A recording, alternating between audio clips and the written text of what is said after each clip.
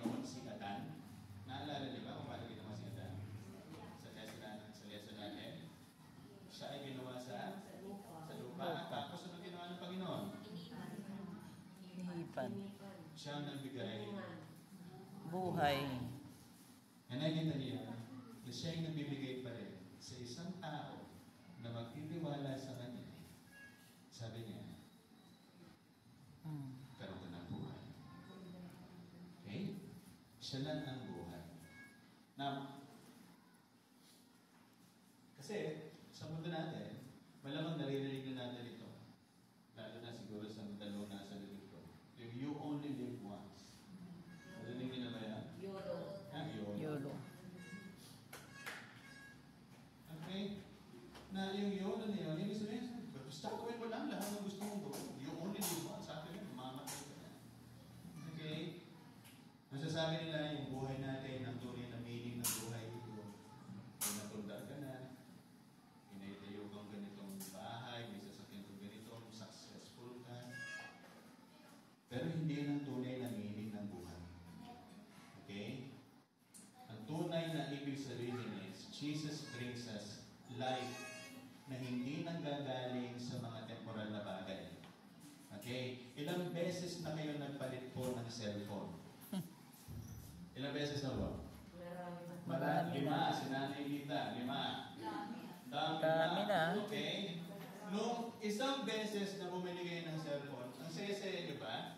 Yes. Diba? Ano ginawa niyo po nung kuha niyong buka?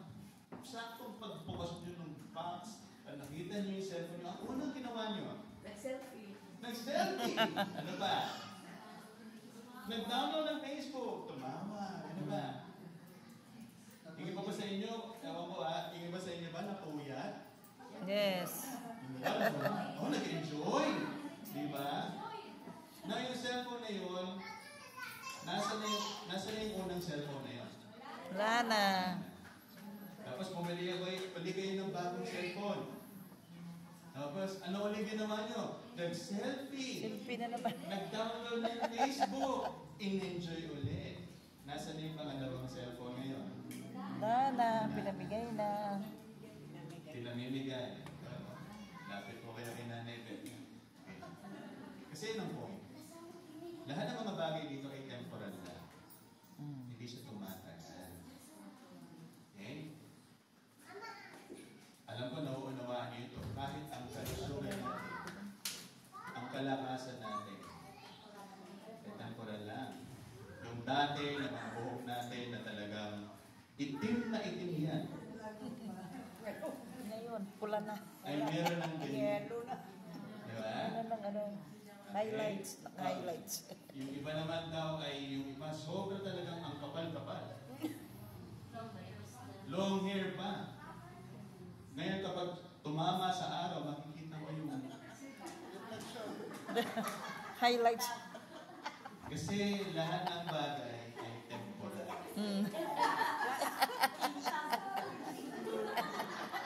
Design yan. Yan si Garcia, yeah.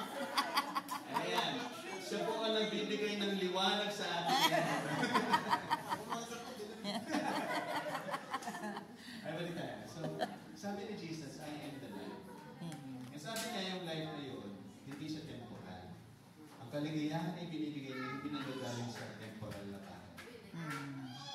Sa atin kasi, nakakalungkot sa mundo, karamihan ng mga bagay na kinukuha ng tao ay para magiging ang sarili nila, pero temporal lang. Baka niyang bahay, pumutang sa ganito, umutang sa ganito,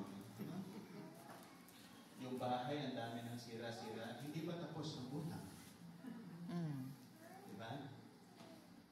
Yan kasi hindi talaga natin makukuha ang meaning ng buhay natin sa mga temporal na bagay. Kahit ang buhay natin, may temporal lang.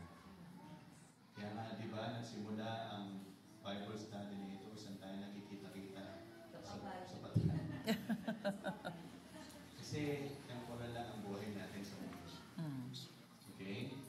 If Jesus is the life, ang nais natin ay makita nyo yung kadalilanan ng buhay nyo kay Jesus.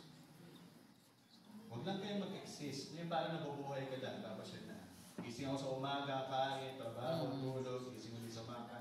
Hindi lang ganun ang buhay. Ang buhay ay alam mo, mas maligaya, mas may kadahilanan kung ikaw ay na kay Kristo. May kabuluhan. Ayan. Yan na, makikita natin, without Jesus, kahit sabihin natin gumagalaw tayo dito, tayo ay patay pa rin. Kasi kailangan talaga natin si Jesus.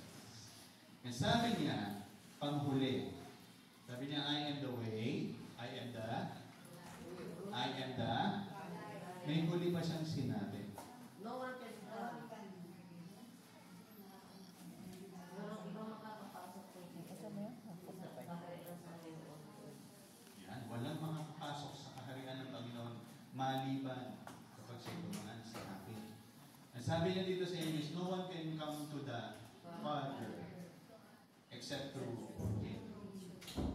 Mga nanay, mga tatay, walang shortcut kay Lord.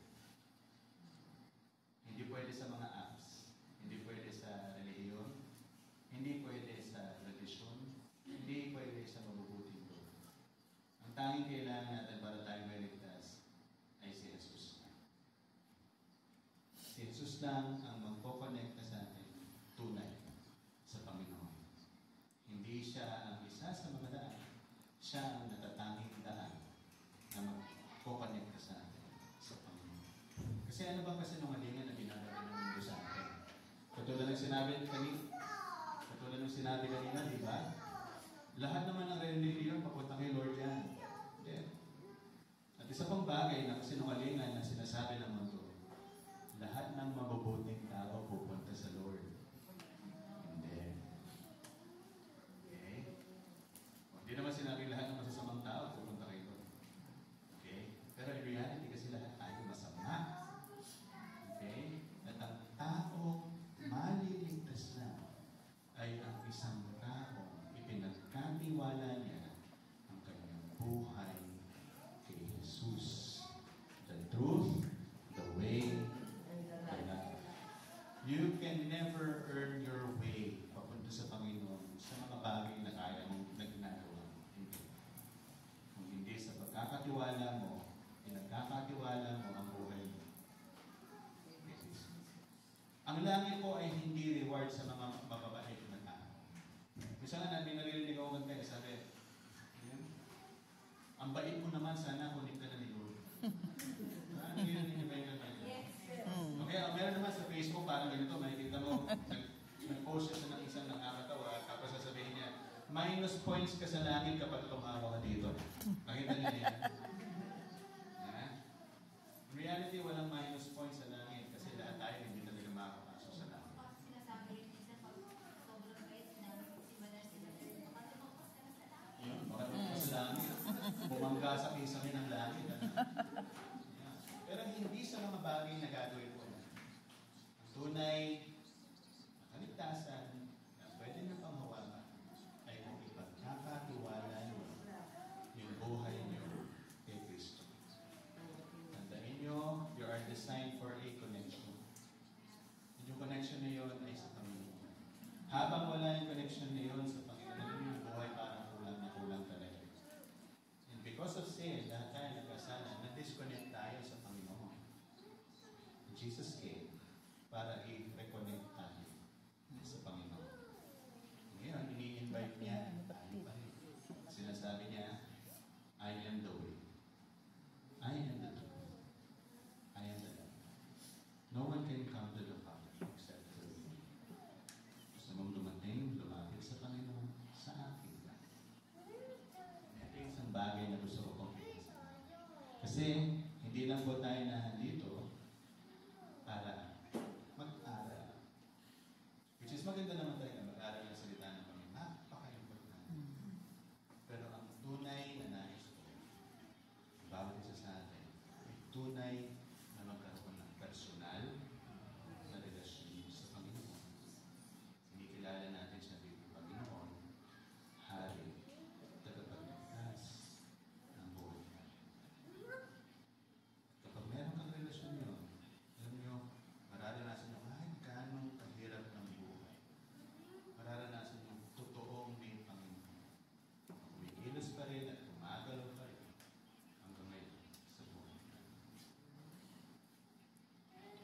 Isa sa story namin ni Graham, kami po ay lumaki sa mga parents na talagang masipag sa church. Tatay ko po ay pastor. Ang tatay ni Graham ay deacon sa church. Diakon. Okay? Eh, napakasipag ko sa church. Lagi ako makikita sa church kasi yung tatay ko pastor. Pero alam niyo sa akin, sa sobrang dami ng alam ko sa Bible, kaya sa sobrang dami ng ginagawa ko sa loob ng church, napagtanto ko nung mag-asawa na kami ni Brent na wala pa pala akong relasyon talaga sa Panginoon. Ngayon dumating ang panahon na lahat ng mga bagay ay inalis sa akin ng Panginoon. Nawalan ako ng trabaho for so long. And yung ipon namin, unti-unting na wala. Si Graham, nilapit na sa sabi ko, wala na akong papakain kay Masok ko sa kwarto ko, sabi ko, Lord, bukod ako. Sabi ko, Panginoon, sumusuko na ako sa iyo. Hindi ko kayang ayusin ang buhay. Simula ngayon, ikaw na kasunod. Binitawan ko. Ikaw na. Ngayon na nandito po ako, isang patunay ng isang taong kayang baguhin ng Panginoon. Isang tao na noon, hindi ko papansinin yung mga bata niya, maala kayo yan. Pero ngayon, tinuruan ako ng Panginoon na mahalin ang mga bata niya. Dati, isa akong tao, hindi nyo talaga makikita magiging-pag-usap sa inyo. Malamang kung magkapit-bahay tayo, hindi nyo malalaman kapit-bahay nyo. Pero binago ko ng Panginoon. At patuloy pa rin binata. Diyan ang kapangyarihan ng Panginoon. Kaya niyang baguhin tayo. Kailangan lang natin gawin ay pagkatiwala natin ang buhay natin sa Kanya. Probably may mga challenges kayo before we do things in the life. Financial challenges, health challenges, relationship challenges, family challenges. Pinipilit niyo sa sarili niyo na gawin ang lahat para maging ayos. Lalo na mga nanay, alam ko meron kayong ganyang puso eh. Gusto niyo talaga pulido-pulido ang tahanan niyo. Okay? Kaya karamihan, mas marami pang nanay na nag-aasikaso ng mga pagkumpuli sa bahay eh. Dito sa tatay. Minsan kapag binigay mo yan sa tatay yan, chillax yung tatay. Oh, gagawin ko yan. Tapos ng isang linggo, yung ilaw wala pa rin. Eh, basta ayusin yan. Magtiwala ka sa akin. Pero si nanay, talagang kapag siya kaya nyo eh, ayusin yan. Pinipilit natin lagi kasi sa sarili natin. Ay, hindi ko sinasabing masamang karakter ng nanay yun. Napakagandang karakter ng nanay yun. Pero isang bagay na kailangan natin mainawaan sa buhay natin, hindi natin kayang inaayos ang sarili natin. Hindi reliyon, hindi mabuting bagay, mabuting gawa, hindi tradisyon. Kaya na magbago, mag-ayos, nagsira-sira ang buhay natin sa Jesus lang. Kasi sabi niya, I am the way, I am the truth, I am the way. No one comes to the Father except through me. Tayo muna natin po. Let's close our eyes. Manalangin po tayo. Manalangin tayo, manalangin. Bawat isa nakapikit. Nakapikit ang mata na nakayuko sa pagbibigay ng pagkalan sa Panginoon.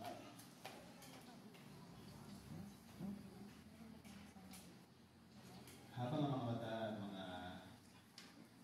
mata natin ay nakapikit. Habang ang mga ulo natin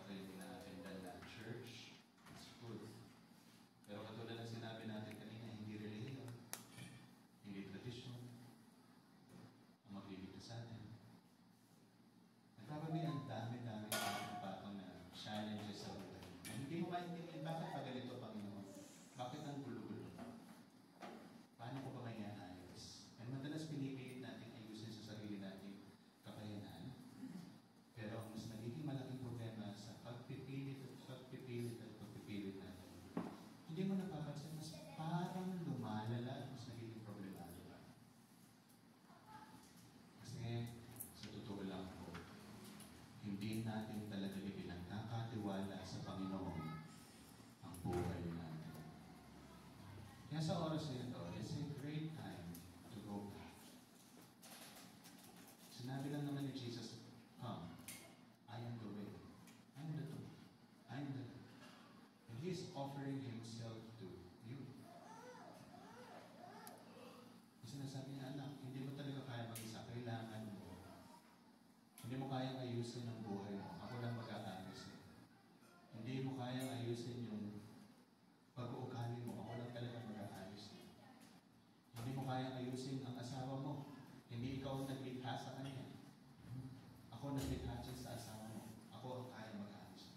Hindi mo kayang ayusin ang anak mo. Ako ang naglikha dyan, ako ang may kayang mag-ayos dyan. Hindi mo kayang ayusin ang maraming bagay. Ako ang naglikha dyan. Ang kailangan mo lang gawin, sinasabi niya sa iyo ngayon, lumapit ka sa akin. Magtiwala ka sa akin. Sumunod ka sa akin. Kasi ako ang daan. Ako ang katotohanan. At ako ang buhay. Kung nais mong ipagkatiwala ang lahat-lahat sa buhay mo, sa Panginoon, sa mga sandali mo, maaaring itaas mo lang ang iyong kamay. Lord, Lord, pinagkakatiwala ko na sa iyo lahat. Ang dami kong problema hindi ko masolusyonan, Panginoon. Pinagkakatiwala ko na sa iyo lahat. Iniiwan ko na sa kamay mo lahat. Ang buhay ko ito, ilalagay ko na sa kamay mo. Ang puso ko, ang pag-iisip ko, ang pamilya ko, ang suliranin ko. Ako, inilalagay ko sa kamay mo lahat. At simula ngayon, Panginoon, ikaw na ang maghari. Hindi na ako. Kasi napansin ko, Panginoon, kapag ako yung nagpupupilit na gumawa, laging pumapanso ako. Laging nasisira. Kailangan kita. Kaya simula ngayon, pumasok ako sa puso ko. Unang-una sa lahat, humihingi ako ng kapatawaran sa mga kasalanang ginawa ko sa harapan mo at sa ibang tao. Patawarin mo ako. Kinikilala kita ngayon bilang hari ng buhay ko. Ikaw na po ang masunod. Hindi na ako. Kinikilala kita bilang Panginoon. Ikaw na ang masunod sa lahat ng area ng buhay ko. Kahit sa finances ko, ikaw masunod ko. Ikaw ang pagkakatiwalaan ko. Kahit sa pamilya ko, kahit sa anak ko na meron akong problema in our relationship, kailangan ko, Panginoon, pinagkakatiwala ko sa iyo. Simula ngayon, Panginoon, nakikita ko na ikaw lang ang may kayang magligtas sa akin. Kasi ikaw ang daan, ikaw ang katotohanan, ikaw ang buhay. Iligtas mo ako sa aking pusong sinungaling, sa aking pusong punong-puno ng kasalanan. Ayoko ng relihiyon uli, Panginoon. Ang kailangan ko ang aking tunay na relasyon. At maraming salamat binigay mo si Jesus para iligtas ako. Tanggapin mo ako sa pamilya mo. Tanggapin mo akong iyo. Maraming salamat. Sa pangalan ng Yesu Cristo. Amen. Amen. Amen. God loves you po. Tatandaan natin, as we journey dito sa panibagong buhay na binigay. Kasi ang tao ni Jesus ngayon, sa isang taong kinilala si Kristo bilang Panginoon, Hari, tagapagligtas ng buhay niya, ay ipinanganak na maguli.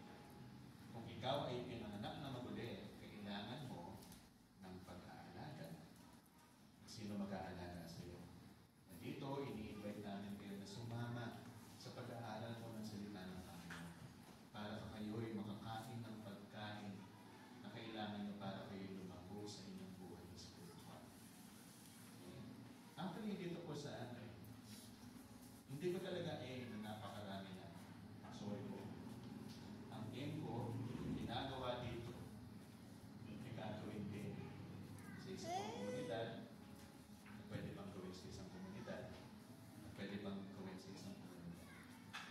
ginawa natin yun, mas madami tayo. Tama ba? Pag-pray nyo na ma-open, i-open ng Lord ang puso nyo na pwedeng gawin natin sa mga bahay ninyo. Tuturuan ko kayo kung paano rin yung ginagawa natin sa Bible study. Okay? God bless you. Next Thursday, next Thursday, meron akong binigyan na ng mga paano natin gagawin yung Bible study natin. So lahat sa atin, maghanda na po tayo ng mga notebook. Okay? And happy anniversary po sa mga Happy kasama. anniversary! Ayan. Ayan. Okay. Maraming salamat, Pastor. Kaya lahat natin lahat ng susundin. Okay, napakalaking bagay na. No? Kaya mga dati ginagawa niya na hindi naaayon sa salita ng Panginoon, aalisin niyo na yun. Kasi bago na kayo nila na. Sino na susundin niyo ngayon? Si Jesus Christ. Okay, kasi siya na yung Panginoon. Amen. Yeah. Pag-pray Next mo part. Pag-pray mo. Yes. Yung pinaka-magandang parte na ating programa rin. Yan na. Tara. Okay. Bago tayo kumain, tayo manalangin muna. Manalangin muna. Manalangin. Ilingin natin manalangin. Manalangin. Manalangin muna. Okay. Pag-pray mo. Galsi. Galsi na. Pag-pray mo pagkain natin. Gigilid mo na dito na. Yan. Yan. Pray muna tayo. Mag-pray muna.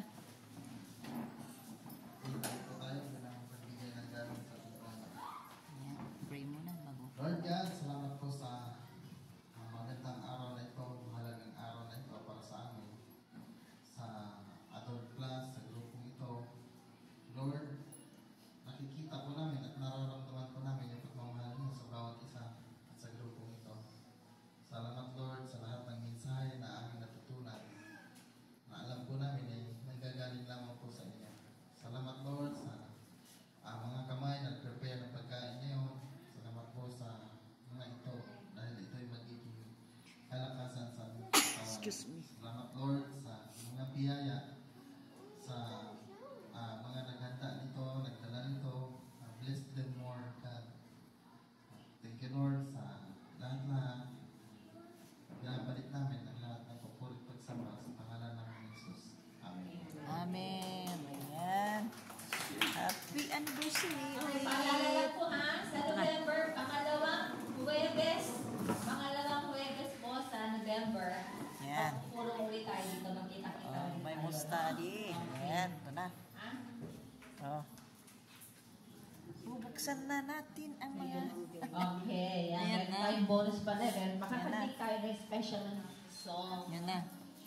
Oh yes, bago tayo magkainan, Oo. picture muna tayo kasi pag kumain tayo sa magpipicture, sila na yung mga lipstick. Oo, wala nang lipstick. Okay, may No, was out ng mga lipstick. Picture muna habang magaganda pa. Tayo sa kanta ni Ah, gaganda nila. Oh. Jackie. Yan. Ah, picture. Yan. Yan, pwede mo na mag-picture man yung habang nagbibideo. Ayan sila, oh. Yan. Doon tayo. Doon tayo. Baba yan.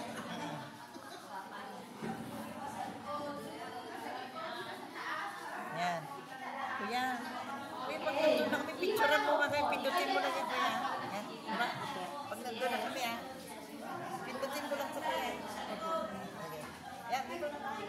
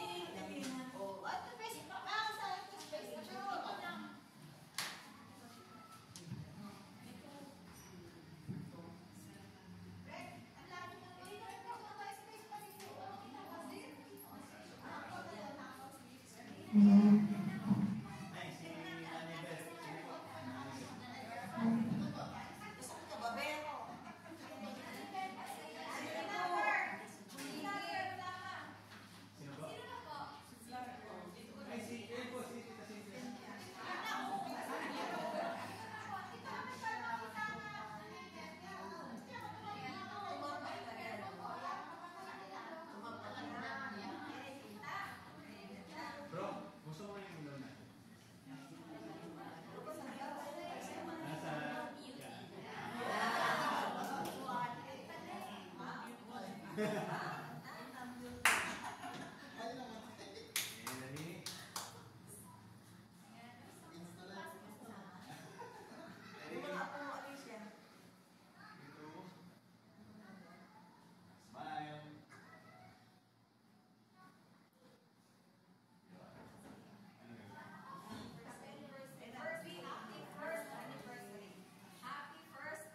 Sabi po natin, practice mo na. 1, 2, 3.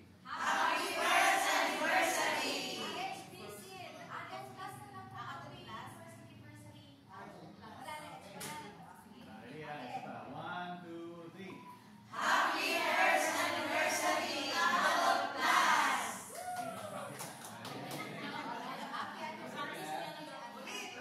Ready, 3, 2, 1,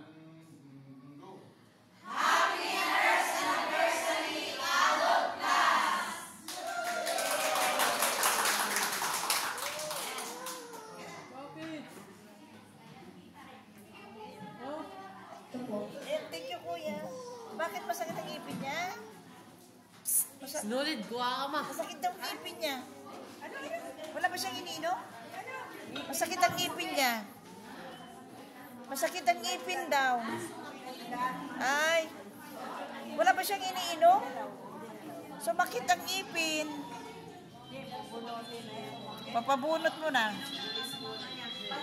Ayan, o, kainan na tayo. Kain na tayo. Oh, yan na. Yan na guys, oh, ito na. Oo. Ay, kakanta pa pala si Ate Jackie. Oh, yan. Kakanta daw muna si Ate Jackie. Yan. Kakanta muna si Ate Jackie. Go, Ate Jackie. Oh.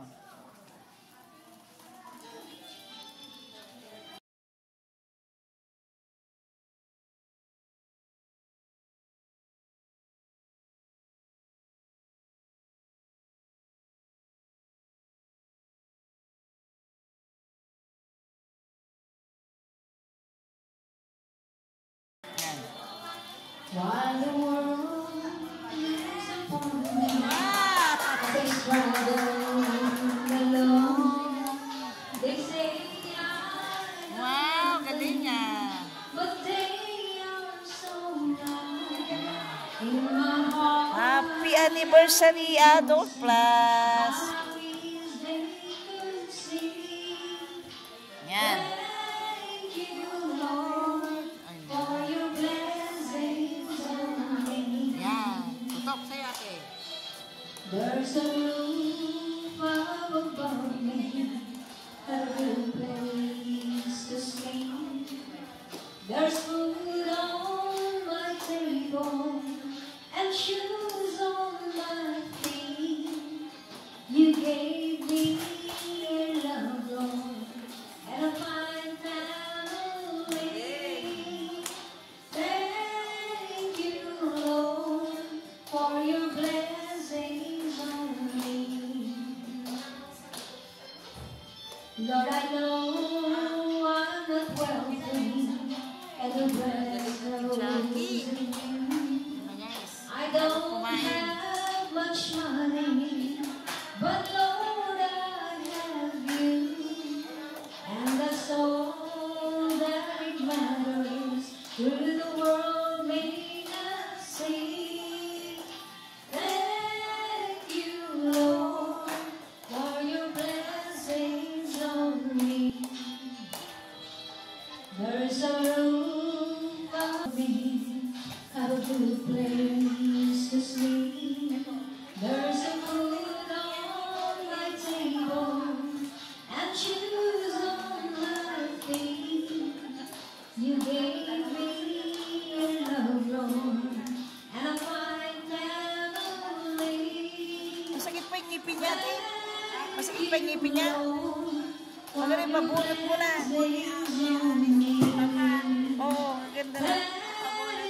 Kaninong anak, ate, yung panganay mo na babae? Kaninong anak? Ay, yung bunso, yung maganda. Asan na yun? Ayan. Happy Happy anniversary, Adults Plus. Yan. Kainan na, kainan na. Kainan na. Yan na. Ano guys, kainan na. Yan. Yan. Ito na. Lagay ko muna din. Magkakainan na. Yan na.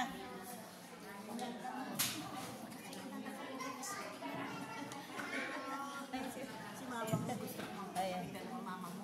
Oo, no. Picture kayo. Picture kayo. Ayan.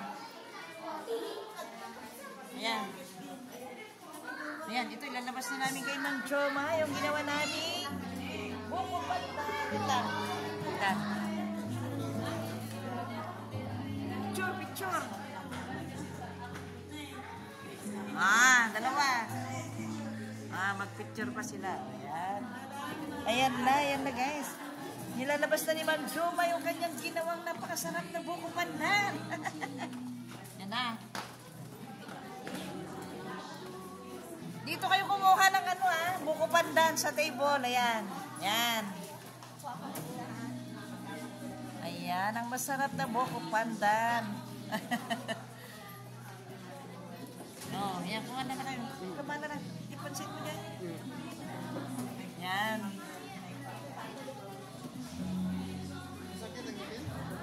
Ganda ng ice cream. Oh, ice cream. Ayun, buko pandan. Pakainin mo yan. Di masyadong matamis. Kan. Pakainin mo kuya. Buko pandan.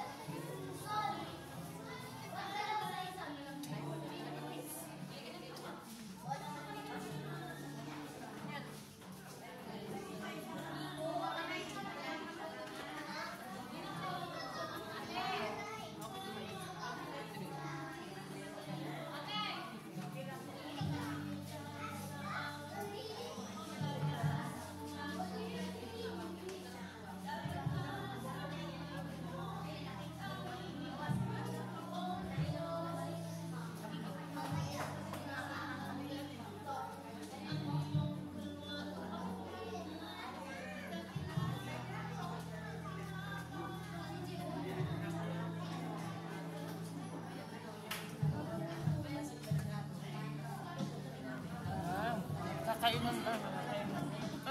Ma'am Jo. Ma'am Jo. Yan. Ayan. Ganun na lang yan. Kainan na kami. Ayan. Ayan, oh. Ayun na, babay na. Babay na.